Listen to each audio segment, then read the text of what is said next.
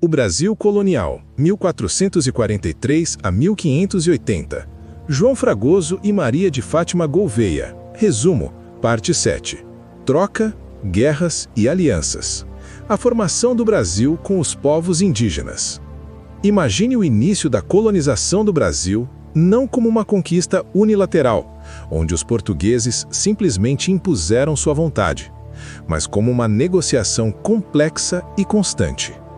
Uma dança delicada e muitas vezes violenta de trocas, guerras e alianças. É essa a história contada neste capítulo. A história de como a sociedade colonial foi construída com os povos indígenas, e não apenas contra eles. Os portugueses chegaram a uma terra vasta e desconhecida. Sozinhos, eram poucos. Rapidamente perceberam que precisavam dos habitantes desta terra para sobreviver e para fazer seus projetos darem certo.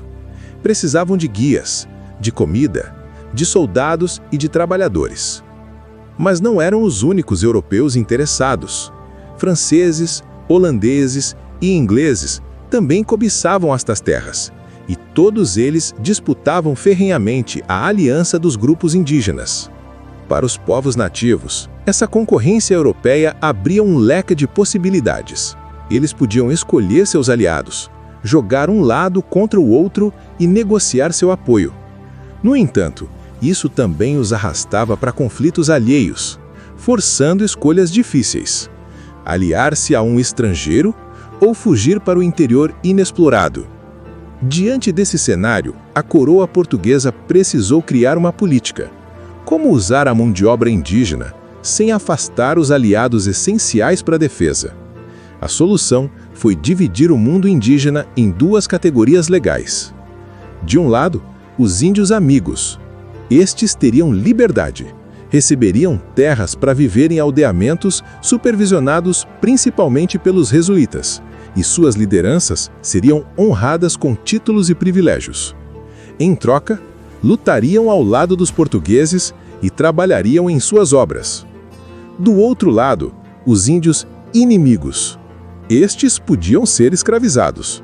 A justificativa vinha principalmente de dois mecanismos: a guerra justa, declarada contra grupos que atacassem os portugueses, e o resgate, que era a compra de prisioneiros que outros grupos indígenas iriam executar.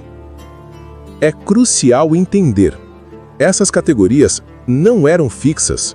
Muitas vezes, grupos eram declarados inimigos simplesmente porque os colonos cobiçavam sua mão de obra. A classificação era uma ferramenta de poder. No início, a relação econômica se deu pelo escambo, a troca de mercadorias. Os portugueses ofereciam ferramentas de metal, tecidos coloridos, espelhos e miçangas. Em troca, recebiam pau-brasil, alimentos e trabalho. Mas chamar esses objetos europeus de bugigangas sem valor é subestimar a inteligência dos indígenas. Esses itens rapidamente se tornaram símbolos de prestígio. Um machado de ferro era incrivelmente mais eficiente que um de pedra. Um manto vermelho ou um par de sapatos não eram apenas enfeites, eram sinais visíveis de status, de que aquele indivíduo ou grupo tinha acesso privilegiado aos europeus e às suas redes de comércio. Eles entendiam perfeitamente o valor daqueles símbolos na nova hierarquia social que se formava. Com o tempo, as trocas se tornaram mais complexas. Os indígenas ficaram mais exigentes, demandando mais e melhores produtos. Passaram a querer armas de fogo, algo proibido pela coroa, mas amplamente negociado por franceses e até por portugueses dispostos a burlar a lei. A própria mercadoria mais valiosa passou a ser os prisioneiros de guerra, trocados por instrumentos de poder, alimentando um ciclo de violência. E foi essa mão de obra indígena que construiu a colônia nos primeiros séculos. Os engenhos de açúcar do Nordeste foram erguidos por braços nativos.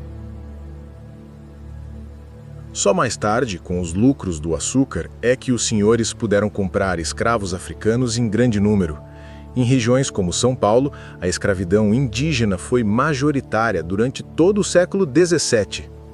Para contornar as leis de liberdade, os colonos criaram a figura da administração particular. Diziam que os índios, embora livres, precisavam ser administrados e catequizados. Em troca dessa orientação espiritual, eles deviam trabalhar. Era uma escravidão por outro nome. Este sistema trouxe consequências terríveis.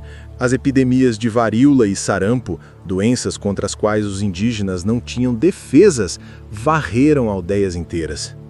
O trabalho excessivo e as fugas para o sertão eram comuns.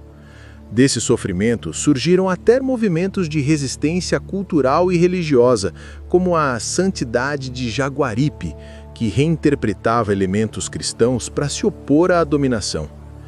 As guerras que moldaram o território brasileiro foram, na verdade, guerras de alianças. Os portugueses raramente venciam sozinhos. Eles se aliaram a grupos como os Tupiniquim contra os Tupinambá ou aos Temiminó contra os Tamoios. Os conflitos indígenas pré-existentes foram intensificados pela demanda europeia por cativos e por território. Nessas batalhas, o arco e flecha mostrou-se uma arma formidável, muitas vezes mais temida e eficaz do que as armas de fogo da época, que eram lentas e imprecisas. Os portugueses, inclusive, tiveram que se adaptar, criando coletes acolchoados para se proteger das flechas. A participação nessas conquistas foi fundamental para todos. Para as elites coloniais, significou a posse de terras, de escravos e de cargos políticos, fundando o que se chamou de nobreza da terra. Para os líderes indígenas aliados, significou honra, prestígio e poder dentro do novo sistema. Homens como Araribóia, dos Temiminó, e Felipe Camarão, dos Potiguaras, tornaram-se heróis. Receberam das mãos do rei de Portugal o hábito da Ordem de Cristo, uma das mais altas honrarias do Império. Eles e seus descendentes se tornaram mediadores entre o mundo indígena e o europeu, mostrando uma impressionante capacidade de navegar na nova sociedade usando suas regras para obter vantagens.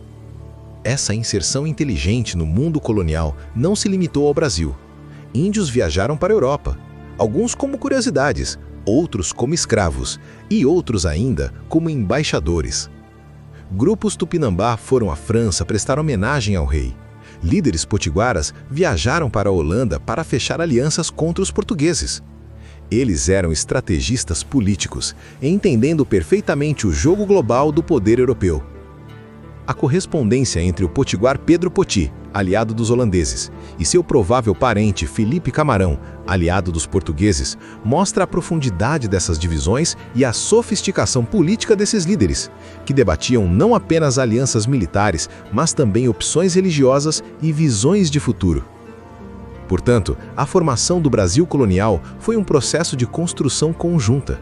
Foi uma tecelagem complexa, onde os fios portugueses e indígenas se entrelaçaram de modo inextricável através da troca, da guerra e da aliança. Os povos indígenas não foram meras vítimas passivas de um destino imposto. Diante de uma violência avassaladora e de perdas imensuráveis, eles foram agentes ativos que negociaram, resistiram, adaptaram-se e, com astúcia, aprenderam a usar as ferramentas do colonizador para defender seus espaços e recriar suas identidades em um mundo que mudava para sempre.